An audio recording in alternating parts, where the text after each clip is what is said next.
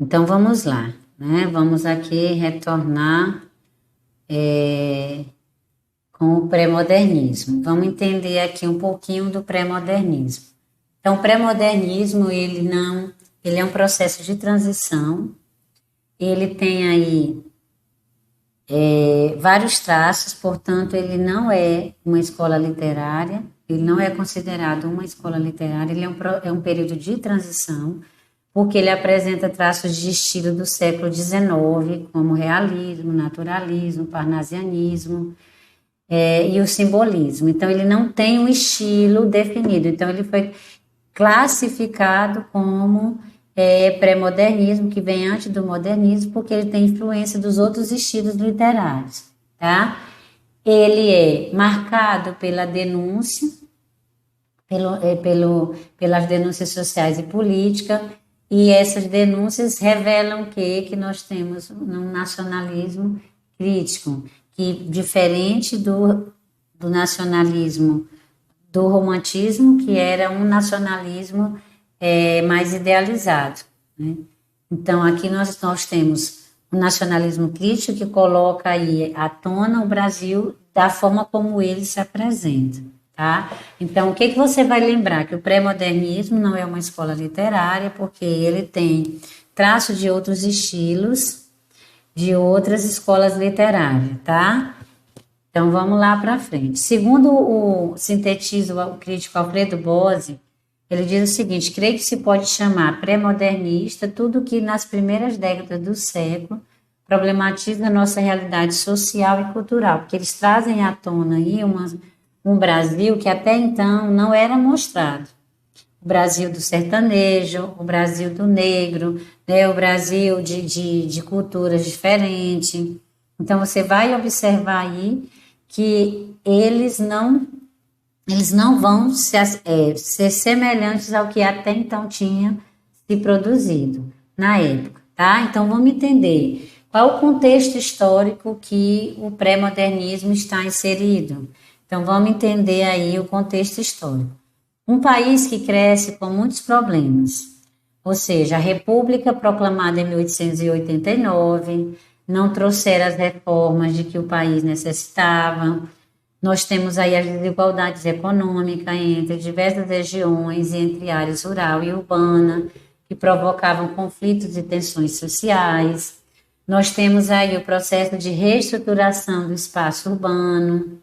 Então, observe como que ele vai apresentar esse país que está em desenvolvimento, mas um desenvolvimento que não está sendo planejado. E quais são os fatos históricos que estão ligados ao pré-modernismo? Em 1896, é o início dos conflitos no povoado de Canudos. Em 1906, nós temos aí o Afonso Pena, eleito presidente da República. Em 1910, nós temos aí o Marechal Hermes da Fonseca, que é eleito presidente da República. Em 1912, explode aí a Guerra do Contestado, Santa Catarina e Paraná. E em 1913, é o protesto contra a carestia, os baixos salários e as péssimas condições de trabalho. Então, observe que o Brasil crescia de forma desordenada.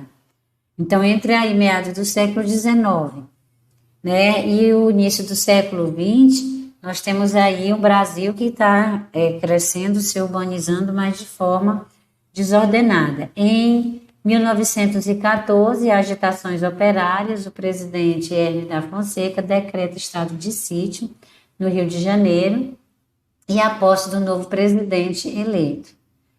Em 1917, explode uma guerra operária em São Paulo, envolvendo cerca de 70 mil trabalhadores.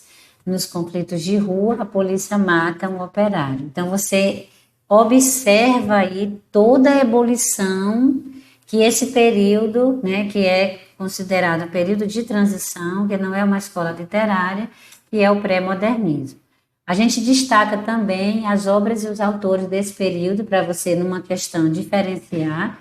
E se você quiser se aprofundar mais, fique atento, anote o que você vê aqui que não entendeu direito, busque aí ampliar o seu horizonte. Então, nós temos aí a primeira obra publicada em 1902, que é Os Sertões, de Euclides da Cunha, na qual o autor busca entender os motivos que levaram à revolta de Canudos, com base em um olhar jornalístico e científico, em franca consonância com o naturalismo. Então, observe aí que ele traz uma característica do naturalismo, que é a questão científica, de analisar o homem no meio, né? Como que esse homem, ele é fruto do meio em que ele vive. Então, nós temos essa obra aí, que é uma obra que você quer conhecer, né? Essa questão de como esse ser humano está inserido no meio, nesse início que a gente viu lá no naturalismo, a questão do cortiço e do mulato, aqui você vai encontrar os sertões falando, né? Veio para o Nordeste conhecer, analisar e escrever sobre a revolta de Canudos. Este livro, esta obra, ela é dividida em 3 partes. Primeira, a terra, que traz uma descrição detalhada e científica do sertão nordestino. Segundo, o homem, que é a apresentação do sertanejo pela visão naturalista que defendia a influência do meio e da raça sobre o indivíduo. E a luta, que é a narração da luta entre as tropas do governo e os seguidores de Antônio Conselheiro. Então, você vê aí que ela tem, digamos assim, até um teor histórico, né? Contando aí todo o passo a passo da sua chegada e do que ele viu no Brasil, que ainda não se tinha dentro da literatura mostrado. Outra obra que marca um pré-modernismo é o Triste Fim de Policarpo Quaresma, de Lima Barreto, que traz um personagem ingênuo e que idealiza o Brasil, mas que no final do romance a realidade social, econômica e política do país impõe-se à fantasia de Policarpo Quaresma. Essa obra traz um nacionalismo crítico que se opõe ao nacionalismo fanista do romantismo, ironizando nela, né? Então, você observa aí que é um nacionalismo mais crítico, ele se questiona, né? Vale a pena morrer pela pátria? Ironiza aí como que essa sociedade se apresenta, diferente da idealização do romantismo. A outra, terceira obra, que também faz parte do pré-modernismo, é Canaã, foi escrita em 1902. Graça Aranha coloca em foco a imigração, acontecimento histórico do final do século XIX, início do século XX. A obra é considerada um romance tese, já que é permeada por reflexões filosóficas, e esse tipo de romance também é típico do naturalismo, e vai analisar o homem, o meio e a raça. Então, observe que o pré-modernismo ele dá esse pontapé, mas ele ainda utiliza dos estilos das outras escolas literárias. E a gente tem aí também nesse pré-modernismo, penúltimo escritor, que é o Monteiro Lobato. Em seu livro de contos europeus, 1918, ele traz a figura do Zeca Tatu, que é o caipira.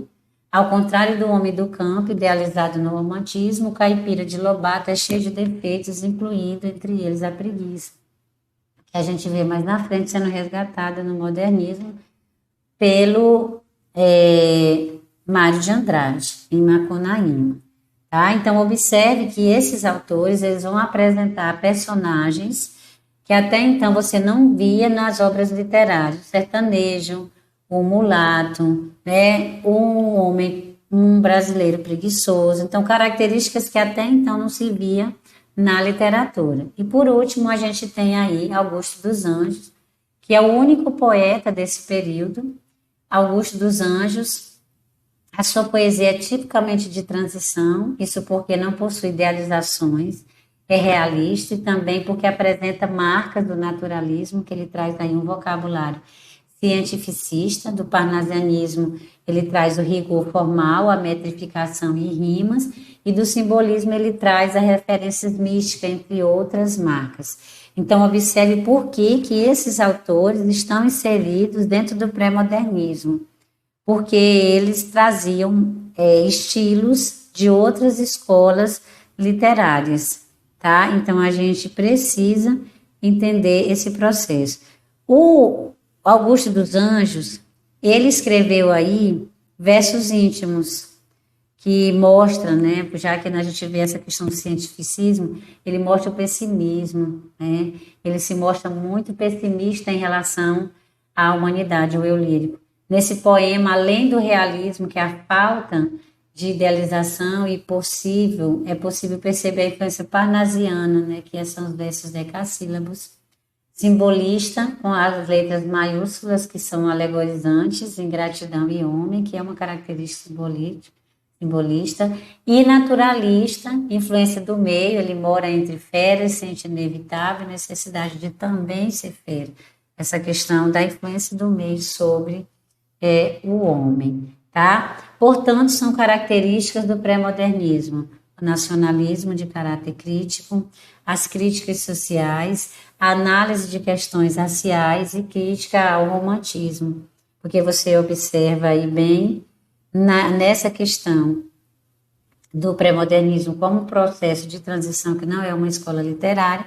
Lima Barreto, com o Triste Fim de Policarpo Quaresma, mostra também essa questão do nacionalismo crítico, tá? Então, o que você vai ter que guardar? Essas características que podem ser cobradas, o nome dos autores, algumas obras, e a questão do processo de transição, né? Que não é uma escola literária, porém traz aí textos belíssimos, narrativas encantadoras e um Brasil que até então a gente não conhecia. Então, ele faz uma reflexão sobre esse Brasil que não aparecia na literatura, ok? Então, anotem, se aprofundem, vão em busca, né, de mais informações para que você possa ampliar o seu olhar e acertar as questões nas provas e nos vestibulares por aí, tá bom? Então, a gente fica por aqui e a gente volta com outras informações da literatura.